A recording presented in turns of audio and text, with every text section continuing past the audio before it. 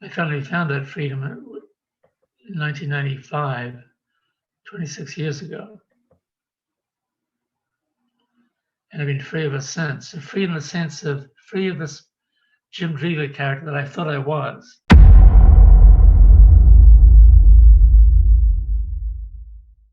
And we need our ego when we need to say a strong yes or a strong no to something, or when we're setting goals, planning.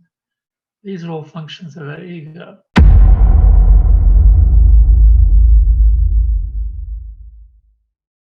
We don't lose our ego. I'm going to make that clear. We just realize we're not our ego. Okay. It's seeing. It's all about seeing. There's nothing we have to do to wake up. We just have to see that we're not our ego. We have to see that we're not our thoughts, because we're not our thoughts because they come and go.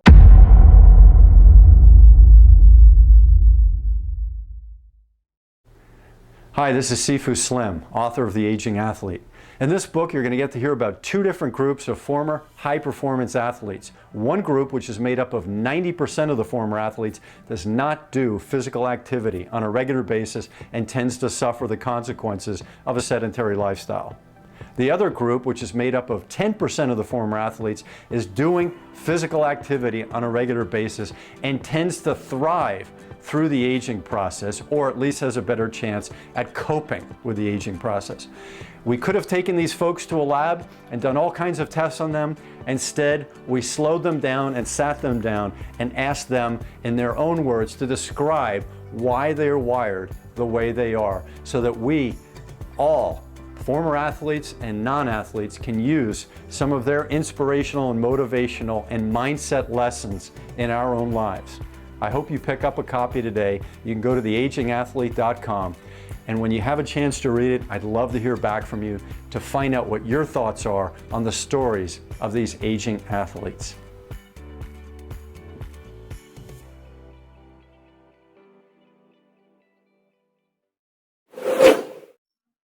Hi there, this is Sifu Slim, and this is another interview that deals with wellness of mind, body, and spirit.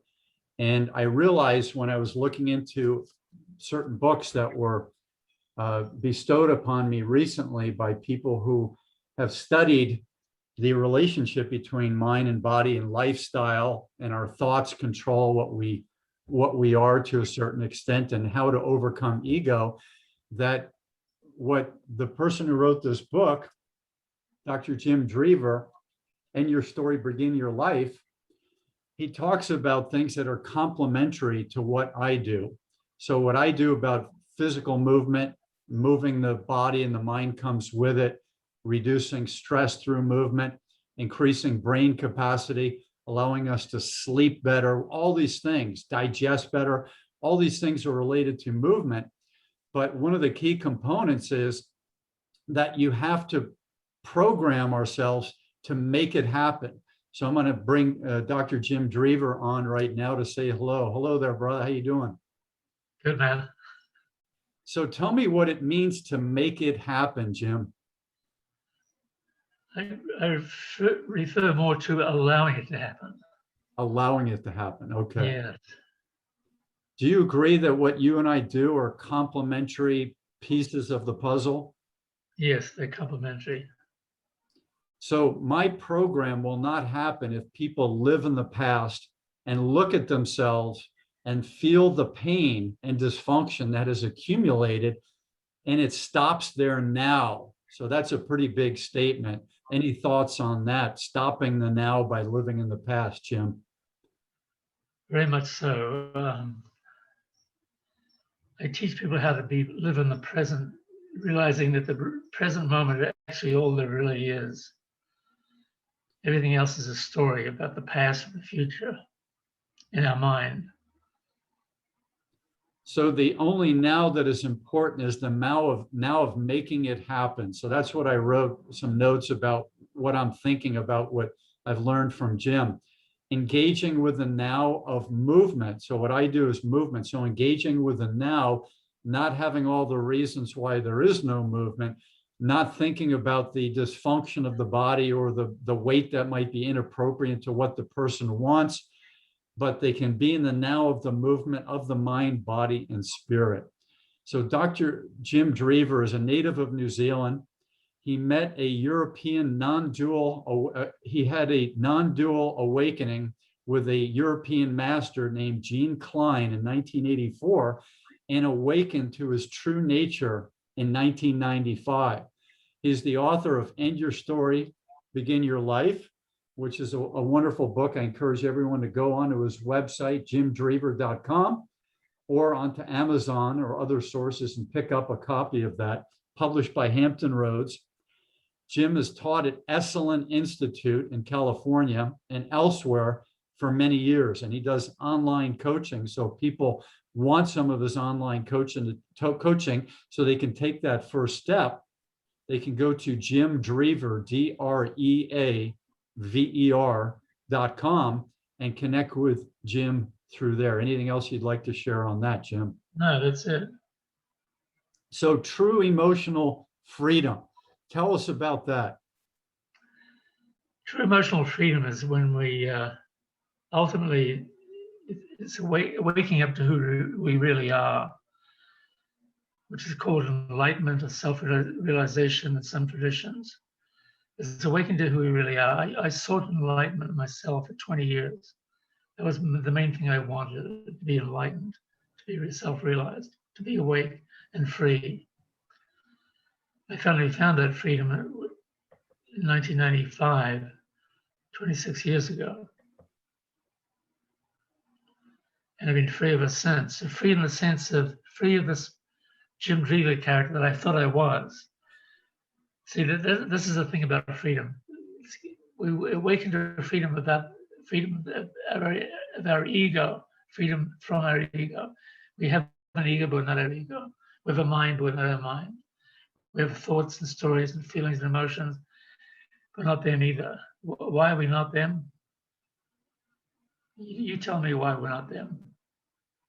Because those are stories that often came with accomplishing something, being something, and that being something is really not who we are. Right. It's the emphasis is on coming and going. We are not anything that comes and goes. We are what is always here, right now, in this very moment. We are the pure awareness, the pure consciousness that is here right now. And realizing that is what freedom or enlightenment is all about. What is the difference between someone who is 30 and maybe has done 8 to 10 years in the job market and shows their resume? What's the difference between that resume, who they are on paper, and who they really are as an individual? Or what is the proper word we should use as what they are? Is it an individual or is it a state of being? What is that? Luminous consciousness, presence, awareness, self-knowing. And in our essence, we're all the same. In our essence, we're all manifestations of the one divine consciousness. But of course, we're very different in the way we manifest that essence. Difference defined by age, gender, culture, we grew up, what language we speak. How do someone who works with young people, how do I start? What's the first step, like the enlightenment or losing the ego 101, so I can, young people are often proud. We teach them to be happy for their accomplishments and overcoming obstacles and getting an A on a test or making the team or being able to do their chores and clean their room. How do I talk to a young person who might be 15 or 18 about what that means to lose their ego and what that means to be part of that consciousness that you're talking of? We don't lose our ego. I'm going to make that clear. We just realize we're not our ego. Okay. It's seeing. It's all about seeing. There's nothing we have to do to wake up. We just have to see that we're not our ego. We have to see that we're not our thoughts, because we're not our thoughts because they come and go. Well, anything that comes and goes, we're what is always here. We're the pure presence that is always here. So inviting them into a meditation, young people, be present, getting to know themselves, closing their eyes, watching how the thoughts come and go, how the breaths comes and goes, how feelings and emotions come and go, but they, the awareness, are always here. So the more you relax into the pure awareness you are, the more you, the better you feel. You feel this wonderful sense of relaxation, of ease, of flow, of harmony. A bookmark in a book that I had recently said, quick to listen, slow to speak.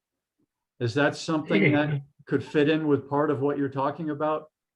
Absolutely. You know, it's a, remember, you know, God gave us 2 ears and 1 mouth. Yes. You wrote true emotional freedom. You are not your ego, which is held together by triggers, lives in the past and future, and is only happy in the present when its needs are being met. Could you talk about that? Yeah. So basically, when we're not awake to who we really are, we live from our ego. We live from our mind, our ego identity, the I thought, the me thought, the Sifu Slim or the Jim Dreaver thought. When we're not awake, but as we wake up, we realize we're not that, because it comes and goes. We're not anything that comes and goes. We're what is always here. So you begin to realize you have an ego, and your ego is a very important adjunct to our living. You know, there's a saying that the ego makes a very poor master, a very good servant. And we need our ego when we need to say a strong yes or a strong no to something, or when we're setting goals, planning. These are all functions of our ego, and that's fine. It's good to do well in what we do. Whatever we do, we should do it well, consciously, with grace and ease. Yeah, I agree with that. I did jujitsu this morning with my jujitsu training partner, and you talk about doing it with ease and with I'll throw in clarity and what our intentions are. So our intentions are to learn and improve and to share a great experience, right? So in our my training partner's in his mid-50s, I'm in my late 50s. I may never get to the level of ability that I was 12 years ago when I was much higher functional fitness, more strength, more speed, more endurance, all those things. But now I can acknowledge that, and I can still do it with ease and with clarity and with focus and with understanding, with sharing. So it becomes, you know, the true art that it is. Can you talk about the art of living and how to work part of this philosophy you're discussing into the art of living? That's a good question. Because, you know, I myself, I sought enlightenment and I found it in 1995. So I've been awake and free now for 26 years. So, but the expressing this by teaching, working with other people, is an art, and you become more and more accomplished at the art as we grow older. We become more steeped in the art of, really the art of listening, as you said earlier. It's really the art of listening, listening to what's needed right now. What does this person need right now? In a confrontation, let's say you're being accused of something, and a normal reaction might be to defend.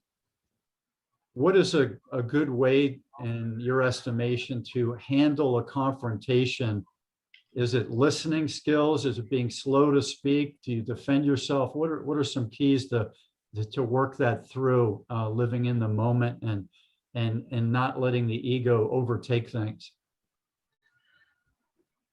Well, for me, it's a confrontation is rare, rarely do I get confronted. But if I did, I would say to the person, what did I do wrong? And I'd really look within and see what I did wrong.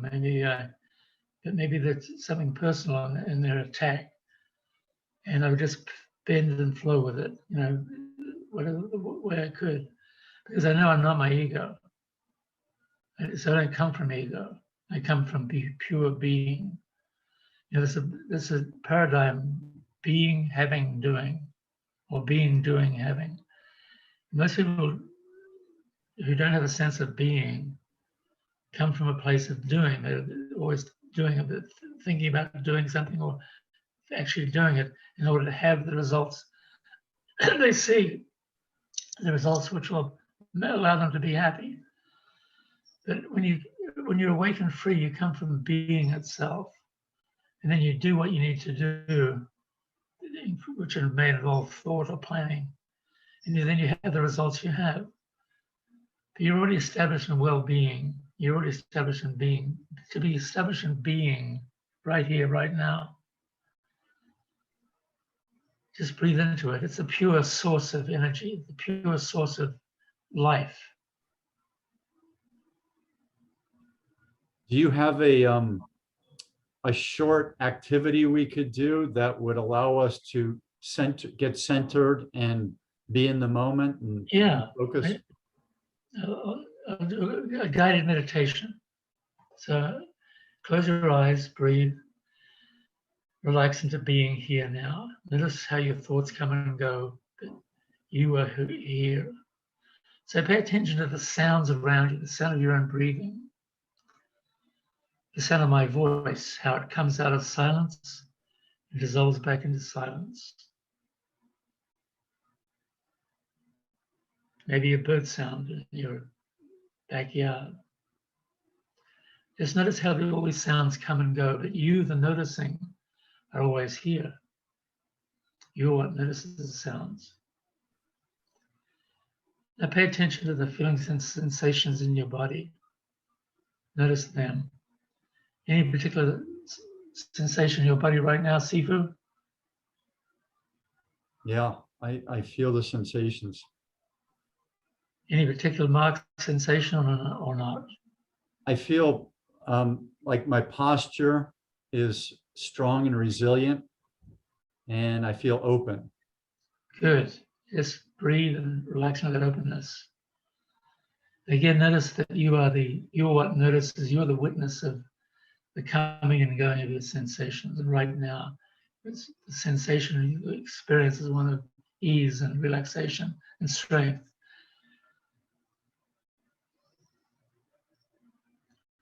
Now finally pay attention to the thoughts in your mind. Are there any thoughts in your mind active? Yeah, I'm skiing in Steamboat Springs going down the mountain, and there's a lot of snow. All right. So just watch how that thought comes and goes. You can make it as vivid as you like in terms of visualization. But it's you're not that thought. You have that thought. What you are is the pure awareness that notices the thought of skiing. So just breathe into the real awareness you are. Breathe and relax into the awareness you are. And realize that at this moment now, right now, here and now, is all there really ever is. No matter what we're doing, no matter what the activity, the time is always now. We're just here now. So breathe, relax, and be here now. Open your eyes. It's very soothing. Yes, it's kind of self-soothing, isn't it? Does it help to have someone lead you through and guide you on that activity? Well, it helps, but it's also you just do it on your own. Just stop and ever heard of Joel Goldsmith? I haven't. He was a spiritual teacher, very, very popular in the 50s and 60s last decade, last century, already the new century. And anyway, he was very big, very crowded halls. He was kind of a Christian scientist. He was really a non-dualist. he said, always said that he wrote some great books with titles like A Parenthesis in Eternity, The Thunder of Silence. And he always said his favorite Coca jingle was from Coca-Cola, the pause that refreshes, the pause that refreshes. So we come back, basically it's coming back to now, coming back to this moment now.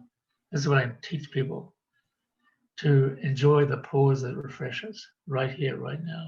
And then you can see everything anew from this place of clear and pure being. You can see what needs to happen next. I have a question for you. I mentioned being amongst others who can lead you through a meditation.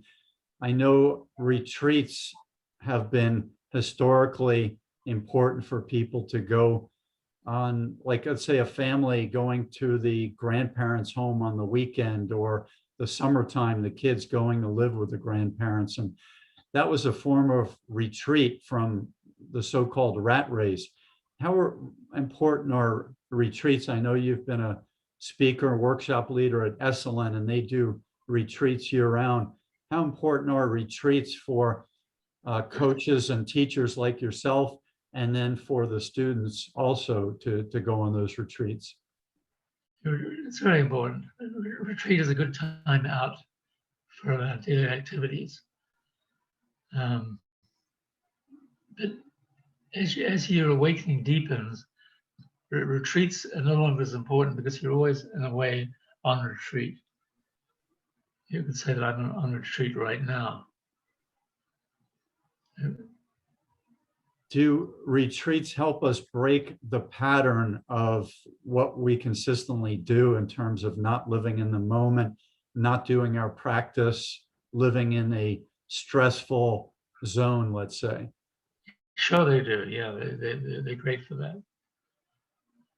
How important is it to be around other human beings, the interaction, the human dynamic of being around other people?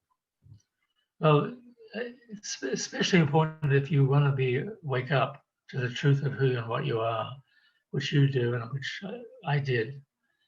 They're very important. And it's important to limit your time with people who are really caught up in their ego, who think they are their ego. How can people live in the moment and still have fun? Well, living in the moment really is its own fun. You just enjoy. I was leading a workshop at the Krishnamurti Center recently, over the weekend actually, just a small group of people, and in Ojai. And I told them the more awake and free you are, the better you feel inside. You just feel at peace inside. You feel a sense of flow, of ease, of harmony, of grace. And fun is good, but it's better than any fun. I came out of the meditation with a smile on my face. So just the fact that it was relaxing and smoothing, my natural impulse is to be in joy. And, I think people go through periods where they may live in joy, but I think my default setting is joy. And when I'm not in that, I'm a detriment to myself and perhaps to other people. And then life becomes an acting job, which I think we're often forced to do to get through the 8 to 12 hours we're responsible for our clients, for our job, those types of things. I think there's a lot of acting that we're towing the line, we're doing our tasks, and we're keeping a positive attitude. But I actually would prefer to much more to be in an actual state of joy, doing all those things. And if I do my tasks efficiently, well, to the liking of the clients, customers, and supervisors, then that's wonderful. If I mess up, I hope people will allow me the chance to rectify what I've done. Can you talk about living in the moment, being truthful to yourself, and still being in a system where there are a lot of eyes upon you and perhaps looking for your mistakes? Yeah, good. Well, I'll start off by saying this statement of truth: the less ego, the more joy. The less ego, the more joy. The less ego, the more love. And there, Meister Eckhart, I'm sure you've heard of him, Meister Eckhart, famous 15th century German theologian. He said the less there is of ego, the more there is of God. And Teilhard de Chardin said, the infallible joy is the infallible sign of the presence of God. Joy is the infallible sign of the presence of God. So really, when we're in joy, we God energy is flowing through us. Consciousness, pure consciousness is flowing through us. I was going to ask you, Jim, if you want to do another one of these so we can have two short ones. The next one we could do on boredom and on the last year and a half of people being on lockdown and that type of thing. And maybe we could have one and it would have its own separate title about, surviving quarantines and lockdowns, and we can talk specifically on that subject. Do you think that would be a good idea? Yeah, it'd be a great idea. But the essential thing about, I will say about boredom right now is that boredom is very much a mind state, an ego state. I feel bored. I am bored. Nothing's happening. Oh shit, nothing's happening. And it's very much identified with our ego. So I teach as a way of becoming free of our ego, or realizing we're not our ego, seeing that we're not that, is it triggers, which is why my new book is called Untriggerable. Yeah, why don't you talk a little bit about your book Untriggerable and the fact that it's available on PDF if people email you. And I have your email written here, but I'm not finding it currently. Do you want to share your email? jdreaver@aol.com. jdreaver@aol.com. Dreaver. Oh, yeah, there Right. we go. jdreaver@aol.com. So if people want to, watching this interview, want to email me, I'll send them the book Untriggerable for free, because it's only in PDF form right now, until I find a publisher. The subtitle is Discover the Revolutionary Truth That Heals Our World. Imagine being untriggerable, free of fear, worry, and anxiety, self-doubt, and caring about what others think. Do you want to talk a little bit about that? Right. The freer we are of our ego, the less we are affected by what other people think or say about us. And the more our mood is one of ease, harmony, and flow, the freer we are of our ego. So the quickest way to get free of the ego is through our triggers, ironically enough. We must learn to welcome our triggers because it's showing us where we're not yet free. When we're triggered, our ego is triggered, our ego reaction. And how do we get free of that? We stop and look at the ego reaction. We say to ourselves, I'm not my ego. We remind ourselves that I'm not my ego. We see that what triggered us, it came from the past. It's some event probably when we were very young, actually. Most of our triggers come from that, being very young. And we formed an ego identity about this person being very scary, or that person being a happy person, or whatever the trigger is, real or imagined. We use it as a trigger to breathe and come back to now, come back to this moment now. That was then, the trigger was in the past. We learn to, so it would be helpful if you could share about one of your triggers, maybe Sifu. Yeah, I work very hard, and sometimes the harder you work on a certain thing, the more you own it as a possession, and you feel that the value should be understood by the people that come in contact with you and the thing you're working on. And when it's ridiculed or put down in a simplistic way with a jab, as they say, and poke fun at, it can crush a person who's holding on to that so tightly as a part of their being. And instead of the obvious thing for me, being a humorous person, would be to be able to make light of it, use a little self-deprecation, and then let that energy kind of flow, and then come back to a point where I could share more about that thing that I thought might be of value or of use to someone. So that would be my historic way to be mature and educated and enlightened about how to handle that situation. But I'm open to hearing Jim Dreaver's point on how you think would be another way to handle that. Well, as you become freer, you realize essentially two things. You realize that the me that you thought you were cannot be found. When you look inside yourself, just close your eyes right now and ask yourself, who is this me that gets triggered? And can you find it other than as a thought, a story? It's it's something you could say weighs heavy on your heart. So when you trigger it, you're triggering a lot of past ridicule, perhaps, and a lot of past hurt. Yes. And you probably experienced that hurt yourself, right? You're speaking from experience? Heck yeah. Yeah. Yeah. Yeah, you're a beautiful guy, Sifu, and I see that. And so anyway, when you look inside yourself for this me, by the way, this is how I woke up in 1995. I was feeling depressed, and I went inside and looked for this me who was depressed. I couldn't find it. It's only a thought form. I feel depressed. I am depressed. You're right. The thought forms are not real. They come and they go. But you, as the awareness looking, you're always here.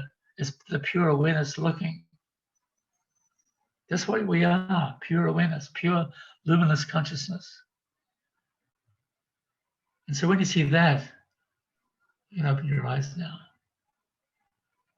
When you see that, you realize, my God, there's only now. This is the two realizations. There's no me, there's only now. There is no me, there's only now. So this is what an awakened conscious person lives with from this place of being here now. Quick to listen, slow to speak. Yes. Maybe that's something that I've done a fair amount of visual comedy in my life and a lot of dancing. Those have been some of the best experiences and the best entertainment value I've ever bestowed upon anyone else. And when they're happy and I'm really flowing with the dance and the silliness, it's good for me. So I think I'll probably start my journey on this quest to become more enlightened and more balanced with these types of things by doing that slow to speak as a first step. What do you think about that, Jim? That's great. I speak a lot less these days. I listen intently to where people are at. I remember going to a Starbucks one day, where Pete's Coffee. I was working part-time in the museum as a security guard because Santa Barbara's cost of living was so expensive. I had to get a part-time job, so I got a part-time job. You do what you got to do, right? And I was in the Starbucks waiting in line. There was a middle-aged couple and they said next to me, two women. And one of the women said to the other, "I feel so judged by him." And she was like almost on tears when she was saying it. I thought to myself, my God, that's the history of humanity's suffering. People take themselves to be an I and ego, and then they feel judged, or they judge others, or they feel depressed, they feel shame, they feel guilt, they feel anger, arrogance, whatever the ego does to cover up the way it feels. So being more silent allows you to watch yourself more clearly, see yourself more clearly. And you see the ways in which your ego works. My God, that's the ego. And I didn't realize I was doing that. I remember once when I was with my new girlfriend, later became my wife and the mother of our now 36-year-old son. I was talking about somebody in a very judgmental way, and she said to me, she blurted out the truth, "God, you're a judgmental son of a bitch." And I stopped and I saw myself and I realized, my God, I am so judgmental, aren't I? And this is like 1980. And from that moment on, I swear, I began to watch myself and my judgments. And it took many years, but they became less and less and less judging others. Wow, that's pretty powerful. I want to remind everyone to take a look at Jim's website, jimdreaver.com, and to send an email to jdreaver@aol.com for a free PDF of Untriggerable, Discover the Revolutionary Truth That Heals Our World. Pretty powerful. So I'm looking to forward to doing that. I'm going to be sending Jim an email, and for coaching sessions as well. Feel free to contact Jim, start you on your journey to be untriggerable and on the path of enlightenment. I think that's wonderful. So I got a lot of therapeutic value from our conversation today, Jim. Do you think we can tap into the boredom question and lockdown and being quarantined maybe next week? Sure. Same time next week is great. All right, let's plan on doing that. And I'll put this one out on the net, and we'll ask people to leave their respectful comments below. We'll ask them to please give us a thumbs up and to contact Jim. And then I'm Sifu Slim, SIFU Slim at sifuslim.com. I'm fitness, wellness, and life coach, and I'm an author of a few books. And this is my podcast that deals with things of a wide range of topics. But I started out with fitness, wellness, and life issues, including a lot on athletes. And Jim's a former rugby player and military person from, are you from New Zealand, Jim? Yeah, New Zealand. So a Kiwi from New Zealand. And so we welcome your comments, your respectful comments below. And until we see each other again, we'll wish you all the best in your mind, body, and spirit, your health and wellness, and big aloha from us coming to you today. Aloha. Thanks so much, Jim. Thank you, Sifu.